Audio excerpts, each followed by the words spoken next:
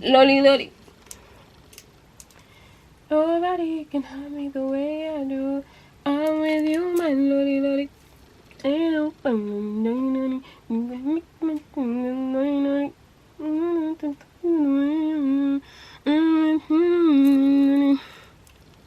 I love this song, guys. I'm just trying to change my light. No, that's clear. That looks like we. I just don't like that. I'm not even sure if you guys could even see. Maybe I think this is better.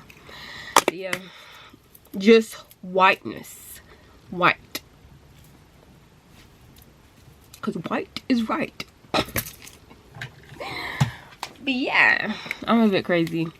I have not seen you guys in a while, or you guys might have not seen me in a while, or you guys might have not seen me in forever. Sorry, I meant ever. You guys might have not seen me ever. It really just depends on who is behind this camera, who was behind this screen. I'm dragging it. My lips are chronically dry, so I always go for my Carmex. Carmex is upside down. This ain't a sponsor, by the way. I just love Carmex. Like, yeah. Oh, and you know what else I love?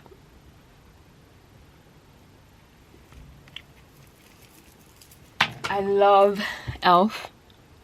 Elf. Elf. Elf. I love me some Elf because, like, I just feel like that's a cute bird. Yeah, I just feel like, yeah, that the glossiness of it just lasts for a long time, you know. I just love that, so I always add it over my comics just for that extra moisture, you know. Guys, what are your favorite American accents? My favorite American accents, I really do love the southern accents, you know. I want to be able to, like, try it. The New York accents, they're hilarious. Like, I hear them accents every day because my mom is a fan of Judge Judy. That woman, she's New York, just period. Like, period. The way she says period, like, it's so funny. But yeah, my favorite accent though, my favorite accents are southern accents. Like, not like the, I don't want to say it, but not like the hillbilly southern accents. I mean, like, although those are funny as hell, they remind me of like the Cockney accents from here. They're just like unapologetically hood type shit, you know. Unapologetically gangster type.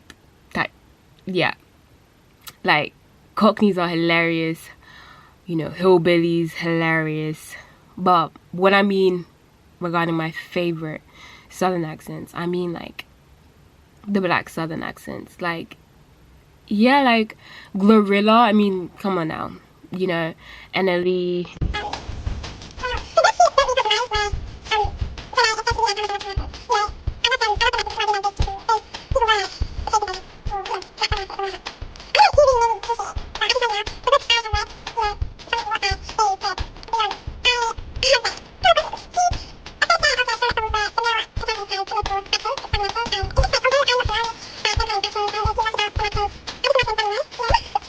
But yeah, that was a ramble.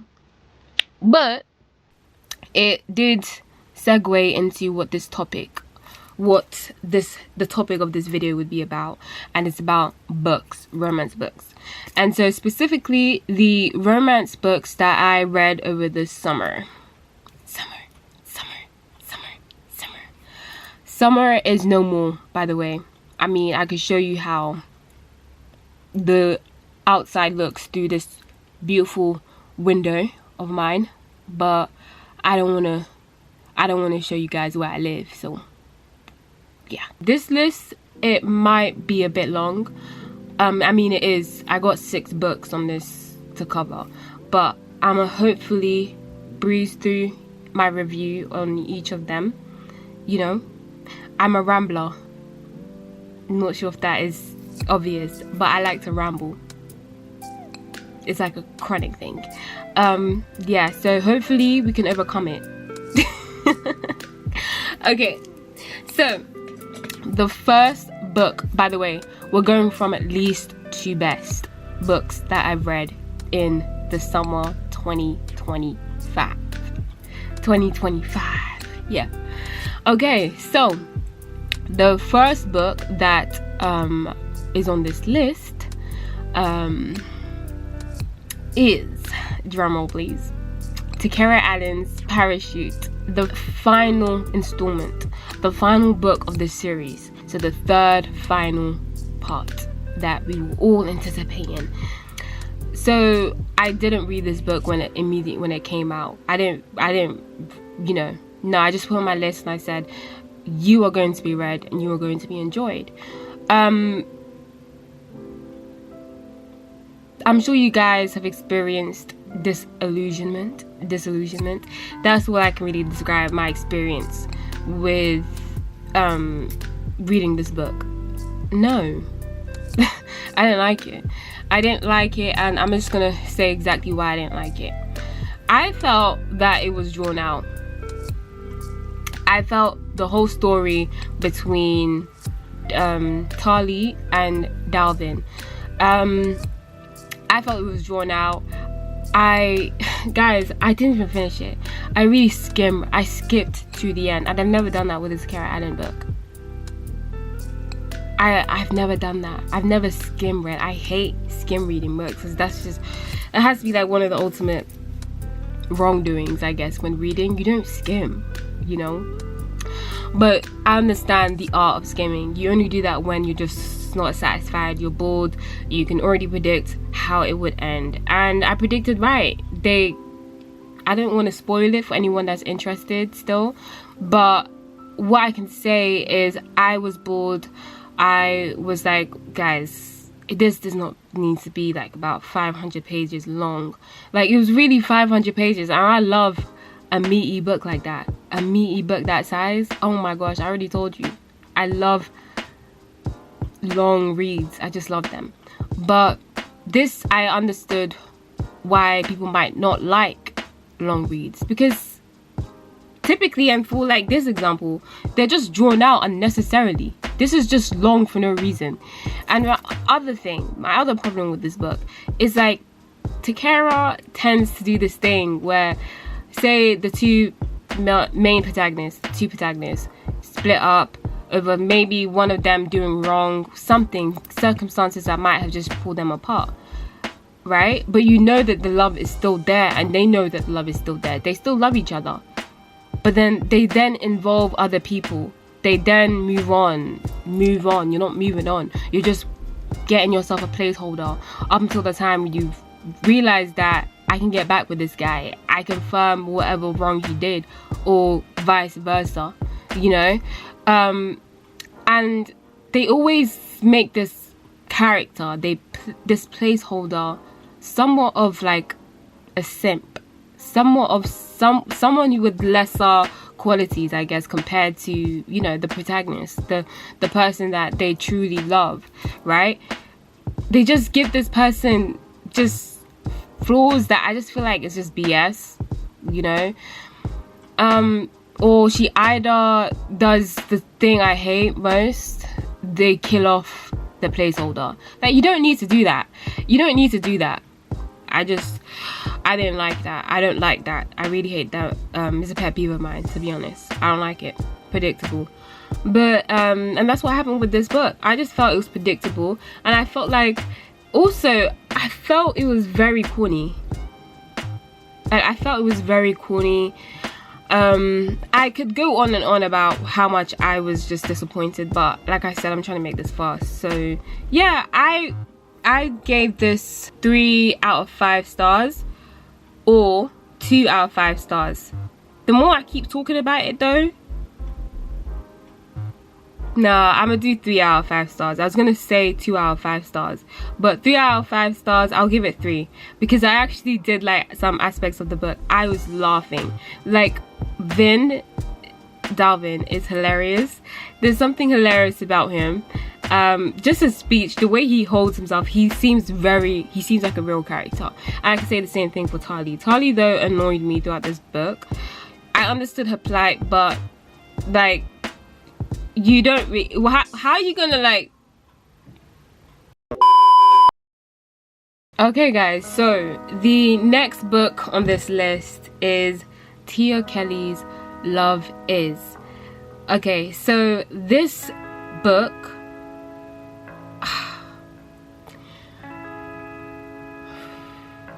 wow, this book was hard. This was a very tough read. Like it was scary. That's how I could really describe it. I didn't finish it, but the fact that I gave it a 4.5 lets you know just how impactful this book was. Never once can I say I was bored. Let me just tell you that. I didn't finish it because I was bored. I don't do that. I mean, I do that, but with this case, I wasn't bored. It was not a matter of me being bored. That's not why I didn't finish. I was just traumatized. That's pretty much. I'm sure you guys, if you're not aware, I'm just gonna let you know, I do tend to make lists of my traumatic reading experiences, traumatic books I've read basically. This is yet to be on that list, you know. This was the story of a woman who had potential. She had the potential to blossom into something beautiful, but a man, he stomped on her and just didn't even wait to see how this flower can blossom into something beautiful, something worthwhile. No, because he was threatened. I could really go on and on and on, and I do wish, I do intend to maybe put this on another list so I can talk about it more. But the reason why I guess I love these kind of reads, as heart-wrenching as they can be, you know, it just shows you a love that we tend to put aside and diminish. Self-love. Self-love is just as important as love between two people. If you don't got self-love, you're not going to be able to love another the way you should. And so I could say that's what this book taught me. You know, she didn't have love for herself. And especially after man did her the way he did her. He reduced her to a shell of herself. So she couldn't even see her potential no more, because he snuffed it. He took that. And so her self-love was even as worse. It got even a lot more worse than how it started, you know. So it was tough to watch her go through it. It was just tough, and I was rooting for this character. I was rooting for her. Her name was Diane. This is really the main character. There's no male protagonist. You know, this is her story, and I definitely recommend you guys to read it. 4.5 guys. 4.5 stars. Well deserved. The third book on this list is Ray Lamar's Blur.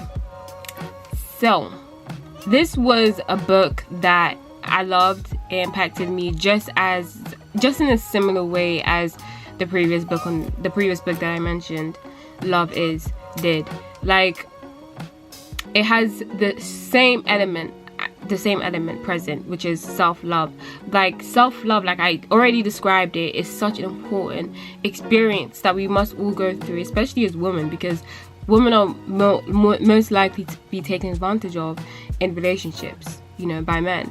So, you know, that's I would say that's what happened. That's how it really starts off with our main character, Jade. She ends a terrible relationship. I would even say abusive, emotionally abusive relationship, you know? And she felt like she was kind of at fault just for a minor, you know, mistake. I would say it was a mistake, but she committed an act and she felt like she was the cause of the crumbling relationship. But no, because of this, I guess you could say, the remnants of this relationship, it kind of goes into the relationship that this story is set about. Jade and her longtime best friend Kyle. And I'm just gonna say, I didn't like Kyle. I thought he was fine at the start. I liked his personality. I thought he was funny. I thought he would be good for her. I thought he really took the piss. So mind my language, but I just didn't really like him. But by the end of the story, he, I guess, redeemed himself. He attempted to redeem himself. He was very apologetic, and that's what's important, because at first I was thinking, are they pinning their fallout onto Jade just because she's insecure in herself? She's not totally secure in herself, you know. Her self-love is kind of lacking. She doesn't like who she is, especially after what had happened to her, you know. She's one of them women that don't know how to be alone, and so that was an issue, you know. She didn't get time to really focus on herself, and so because of that, it affected how her relationship was with her man Kyle. But he had his own issues too. He wouldn't communicate, and so Ray made that clear. Thank God, because I was like, is this like, are you really gonna put the blame on my girl like this? Because you know that's not gonna work. But they didn't. But I still chose to put this beneath the next book that I'm going to list. The reason why I did was because of Kyle. I didn't like Kyle, but I loved this book just as much as the next one that I'm going to mention. And this book got a rating of 4.5. It could be more, so I would say maybe 4.6, because the story between these two characters, the love story, is so authentic. It seems so real. It seems raw. It's not that corny cotton candy floss sweets. No, this is raw. This is raw and real, and I love that. And the next one is just as good. Okay, so yes, the next book that I said is just as good is Jacinta Howard's When 40 Blooms. I love this book. I love it. I'm like 20 years till 40, okay? And I thought this was an amazing, somewhat of a relatable read, you know, despite the age gap between me and the main protagonist. I still love it. I love it. I love the characters. I love it. I understood their struggle from the attention that was on their childhood, the prominent years that, you know, basically molded them into who they are now as adults, the good and the bad. And regarding the main character, Simone, she went through a lot in terms of how she viewed love within her household as a kid, between her mother and father. It was very toxic. It wasn't a good display of love. So she carried that baggage, she carried that abuse filled love kind of into her own, and she basically, it goes on from there, you know. So she's not actually married at the start of this book. She is she's single. She's a single woman, but she still is in contact with her ex-husband because of their child that they share together, that they share together. So yeah, you know, and it just, the story just goes from there. I just believe it was such a good, it was a good demonstration of just reconciling, you know, between, you know, reconciling with oneself. She had to face her demons.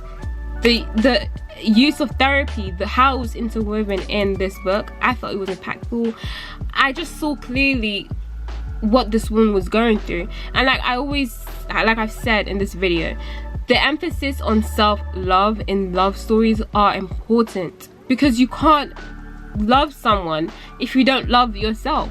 You can't love someone right if you don't love yourself right. And so she learned that, and it's never too late. She just turned 40. It was never too late. It was never too late to take on new hobbies that she took on, you know, at the pushing of her best friend, you know. And that inspires me. I believe, oh, I turned 20, I can't be doing certain things because I feel like I'm old. But no, it's never too late. It's never too late, guys. Just make sure you know that. The more I talk about this, I'm gonna say this is a 4.7. I was initially gonna say 4.5, but no, 4.7. 4.7, mate. 4.7. And yes, I do love this book more than Blur, because Jackson was fine as hell. Jackson, ooh. Okay, so guys, that's the end of this list, of this video. It's dark now, so I don't even think this is cute. The lighting is terrible. But I had fun talking about my books, talking about the books I loved this summer. That's not all the books I read. This list was solely romance. I did read a lot more books. I won't say a lot, but I did read more books that I'm yet to let you guys know of. Stay tuned for my next videos. They might be about them. But yeah, I hope you guys enjoy your evening, morning, afternoon, whenever you're watching this video. And peace.